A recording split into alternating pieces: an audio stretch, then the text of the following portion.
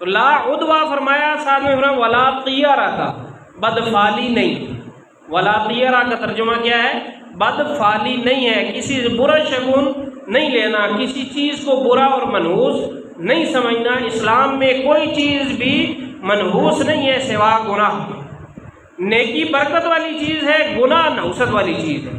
لیکن کوئی چیز جو فی الواقع موجود ہے، کوئی انسان ہمارے یہاں مشہور کیا ہوتا ہے جی خاندان میں فلاں بندہ بڑا منحوس ہے، فلاں عورت بڑی منحوس ہے، تو یہ اصل میں یہ ہوتا ہے اپنی بدعمالیوں کو، اپنے برے کام۔ اب ایک انسان ہے وہ کام ہی نہ کرے، وہ رزق کے لیے کوشش ہی نہ کرے اور کہے نہیں جی میرے گھر میں فلاں بندہ ہے وہ بڑا منحوس ہے اس لیے میں بڑا غریب ہوں، یا جمعے کے دن کپڑے دھوئے جاتے ہیں اس لیے ہمارے گھر میں غربت ہے، یا خالی کینچی چلائی جاتی ہے اس لیے جی غربت آ گئی ہے، یا مغرب کے بعد جھاڑو دیا جائے۔ اب جھاڑو کے اندر صفائی کی تو تاثیر اللہ نے رکھی ہے، غربت لانے کی تاثیر اللہ نے رکھی ہی نہیں ہے۔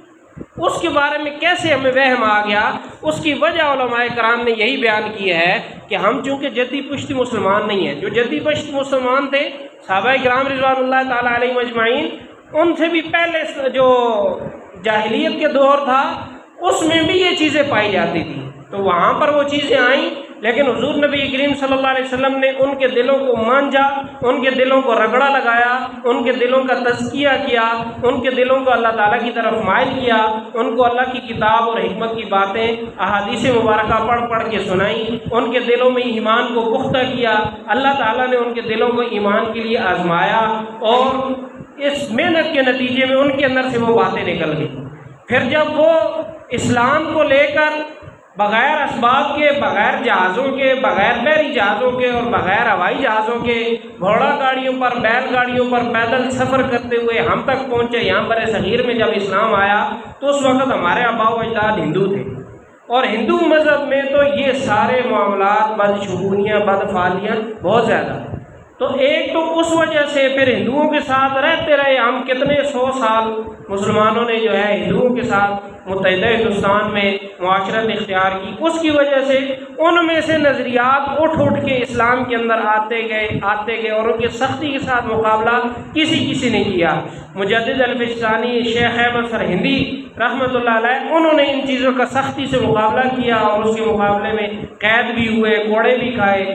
تو لیکن یہ چیزیں ہمارے پاس کہاں سے آئی ہیں؟ غیر اسلامی جگہوں سے آئی ہیں۔ حتیٰ کہ یورپ اور امریکہ جو کہ آج کل اپنے آپ کو بہت روشن دماغ اور لبرل اور پتہ نہیں کیا کیا کہتے ہیں اور سائنس کی باتیں مانتے ہیں، انہوں نے بھی کچھ اعداد کو فلاں نمبر جو ہے 8 نمبر منحوس ہے، فلاں نمبر منحوس ہے۔ بعض تو کہتے ہیں کہ جی اگر مہینے کی 13 تاریخ کو منگل کا دن ہو جائے، یہ فرانس ہے یا ایک اور ملک میں نے پڑھا ہے، وہ کہتے ہیں جی یہ تو قومی طور پر نحوست کا دن ہوگا، اس دن پوری قوم پر، پورے ملک پر کوئی نہ کوئی مصیبت آئی۔ تو یہ ہمارے اندر ایسے ہی آ گئی چیزیں، ایک چیز ہے کہ جس کے اندر اللہ نے تاثیر رکھی ہوئی ہے چھری، اس میں سے بھی اللہ تاثیر نکال سکتا ہے، اور لیکن ایک چیز ہے کہ اس کے اندر تاثیر ہے ہی نہیں، اللہ نے رکھی نہیں، تو وہ کیسے وہ کام کر سکتی ہے جس کام کے لیے اللہ نے اس کو بنایا ہی نہیں ہے۔ تو حضور صلی اللہ علیہ وسلم نے فرمایا لا عدوہ ولا طیرہ، عدوہ بھی نہیں ہے، ایک بیماری کا دوسری کی طرف پہنچنا بالاصل بغیر کسی سبب کے یہ ممکن نہیں ہے، ولا طیرہ، اور بدفعلی بھی نہیں۔ اب اس بدفعلی کی کئی صورتیں تھیں کعبۃ اللہ کے اندر۔ اب یہ مسئلہ یہ ہوتا نا، یہ انسان اپنی بدعمالیوں کو چھپانے کے لیے دوسروں پر جو ہے وہ یہ چیزیں ڈالتا ہے، اور بعض جگہوں پر کاروباری نقطۂ نظر سے لوگوں نے جان بوجھ کر دوسروں کے اندر یہ چیزیں پھیلائی ہوئی ہوتی ہیں کہ ایسے ہوا تو ایسے ہو جائے گا، ایسے ہوا تو ایسے ہو جائے گا۔ تو کعبۃ اللہ کے خادم کے پاس ایک ترکش ہوتا تھا جس کے اندر تیر رکھے جاتے تھے، 3 قسم کے تیر ہوتے تھے، ایک پر نام یعنی ہاں لکھا ہوا ہوتا تھا، انگلش میں یس کہہ لیں، اور دوسرے پر لا لکھا ہوا تھا جس کا معنی ہے نہیں، اور ایک خالی ہوتا تھا۔ تو بعض اوقات تو یہ کرتے تھے کہ آنکھیں بند کر کے تیر نکالا ترکش سے، اگر کسی کام کا ارادہ کیا ہوا ہے، اگر ترکش سے تیر نکالا، اگر اس پر نام ہاں لکھا ہوا ہے تو وہ کام کر لینا ہے، اس میں خیر ہے۔ اور کبھی وہ اگر لا لکھا ہوا ہے تو کام جی ہم نے نہیں کرنا، اور اگر خالی تیر نکل آتا ہے تو یہ چانس ہے، دوبارہ فیس جمع کرائیں گے خادم کو اور دوبارہ وہ ترکش دے گا اور تو پھر دوبارہ سے اس سے فال نکالا جائے گا۔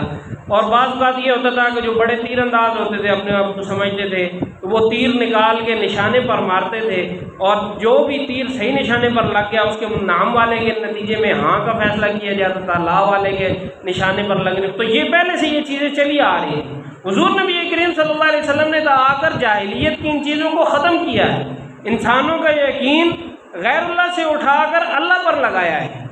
اور حضرت عائشہ رضی اللہ تعالیٰ عنہ کے سامنے ایک دفعہ یہی معاملہ کوئی اس قسم کا بدفالی کا لایا گیا تو آپ سرخ ہو گئے غصے کی شدت سے۔ اور ایک پہلو عربوں میں یہ رواج تھا کہ اللہ کے عذاب سے ڈرانا ہو یا خود اللہ کے عذاب سے ڈرتے ہوں تو پہلو کو زمین سے چمٹا لیا جاتا تھا۔ تو حضرت عائشہ نے ایک پہلو زمین کی طرف کر لیا اور ایک آسمان کی طرف کر لیا اور کہا کہ رسول اللہ تو ان چیزوں کو توڑنے کے لیے تشریف لائے تھے، تم ان چیزوں کو رواج دے رہے ہو۔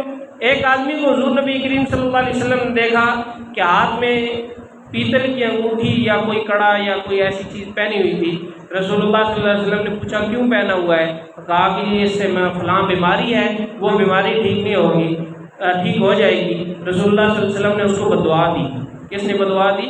رحمت للعالمین نے، یہ تمام جانوں کے لیے رحمت، کہا تیری بیماری اللہ کرے ٹھیک نہ ہو۔ تو انسانوں کا یقین اللہ سے ہٹا کے غیر اللہ پہ لگا رہا ہے۔ دوا کے اندر بھی شفا، جب دوا لی جاتی ہے تو اس کے اندر بھی نظریہ ایک مسلمان کا یہی ہونا چاہیے کہ شفا اس میں اللہ نے رکھی ہے، یہ خود بخود کسی کو جو ہے وہ نفع دینے کی قادر نہیں ہے۔ تو حضور نبی کریم صلی اللہ علیہ وسلم نے اس کو بددعا دی، کہا کہ تیری بیماری ٹھیک ہی نہ ہو۔ تم نے کڑا پہنا ہوا ہے یا پیتل کی انگوٹھی سے ایک مسئلہ یہ بھی سمجھ لیں کہ مسلمان مرد کے لیے جو اللہ کے احکامات کو ماننے والا ہو، رسول اللہ صلی اللہ علیہ وسلم کے طریقے پر چلنے والا ہو، اس کے لیے چاندی کی انگوٹھی کے سوا کسی قسم کا کوئی زیور پہننا بھی جائز نہیں ہے، یہ ہمیشہ یاد رکھیں۔ بلکہ عورتوں کے لیے بھی انگوٹھی، صرف انگوٹھی کے معاملے میں علماء کرام نے لکھا ہے کہ سونے چاندی کے علاوہ وہ کسی اور چیز کی انگوٹھی نہ پہنے۔ اختلاف ہے، زیادہ تر نہیں کہا چلے عورتوں کو زیور کی اجازت ہے وہ اور پہن لے سکتی ہے، لیکن بعض علماء نے یہ بھی کہا ہے کہ وہ بھی نہ پہنے۔ اتنی سختی ہے اس معاملے میں، پیتل کی انگوٹھیاں، چھڑے اور یہ چھلے آج کل تو یہ فیشن بن گئے۔ اب کیا ہو رہا ہے کہ بجائے اس کو ایک تو توہم پرستی کی وجہ سے پہنتے تھے، آج کل آئیڈیلزم کی وجہ سے پہنتے ہیں۔ فلاں جو ہے وہ بہت بڑی شخصیت ہے وہ پہنتا ہے۔ آپ آج کل میں نے دیکھا وہ ایک تسبیح بہت مشہور ہوئی ہے، فلاں مشہور شخصیت کی تسبیح ہے اور وہ دنیاوی اعتبار سے مشہور۔ اور اسی طرح ہاتھوں میں پہننے والی چیزیں، کڑے نما، اور مطلب عورتوں کے ساتھ مشابہت والی چیز، کانوں میں بالیاں، اور یہ ایسی تو مشابہت تو ویسے ہی حرام قرار دی گئی ہے، مرد کی عورت کے ساتھ مشابہت ویسے ہی حرام ہے۔ تو اسی طرح حضور نبی کریم صلی اللہ علیہ وسلم حضرت آمنہ کے جو ہے شکم مبارک میں تھے تو ان کو لوگوں نے اپنے رواج کے مطابق پاؤں میں کڑے پہنا دیے تھے کہ اس سے جنات کا حملہ نہیں ہوگا بچے پر۔ تو رات کو خواب میں دیکھا کہ ایک بہت لمبا آدمی، بہت لمبا، وہ آیا اور اس کو دیکھا تو یہ حیبت زدہ ہو گئی خواب میں۔ خواب اپنا خود انہوں نے بیان کیا حضرت آمنہ نے کہ حیبت زدہ ہو گئی، ڈر گئی۔ تو انہوں نے کہا کہ آپ کون ہیں؟ کہا کہ میں ابراہیم ہوں، اس بچے کا جو جد ہوں، دادا، کہ ابو الانبیاء حضرت ابراہیم علیہ السلام کو کہا جاتا ہے۔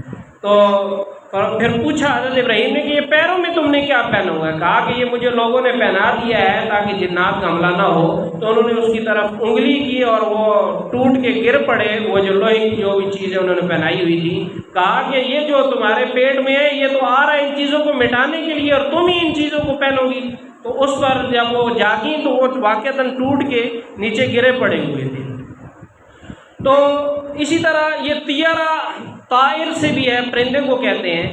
تو یہ عرب جب باہر نکلتے تھے تو سامنے بعض اوقات وہ بتکلف خود جان بوجھ کر اپنے پاس ایک پرندہ رکھتے تھے، وہ باہر گئے اور اس کو اڑا دیا۔ اگر دائیں طرف گیا تو جس کام کے لیے نکل رہے ہیں وہ کرنا ہے، اگر بائیں طرف گیا تو پھر نہیں کرنا، اگر سامنے چلا گیا تو پھر دوبارہ پکڑے دوبارہ کام کرنا۔ یا ویسے ہی جا کر کسی درخت پر دیکھتے تھے، اگر پرندے دائیں طرف اڑ کے جا رہے ہیں تو وہ کام کرنا ہے، بائیں، وہی ساری ترتیب۔ تو اس سے انہوں نے بدفعلی، بدشگونی مراد لی ہوئی تھی، لیکن اصل میں اللہ تعالیٰ نے دنیا کو دارالعمل بنایا ہے، عمل انسان کا جیسا ہوگا ویسا اس پہ نتیجہ ہوگا، اس پر بدفعلی کیا، اور یہ اپنے آپ کو چھپانے کے لیے، اپنی بدعمالیوں کو یا اپنے عمل نہ کرنے کو روکنے کے لیے انسان نے یہ نحوست کا عقیدہ گڑھا، تو اس پر حضور نبی کریم صلی اللہ علیہ وسلم نے روک لگا دی، فرمایا لا عدوہ ولا طیرہ،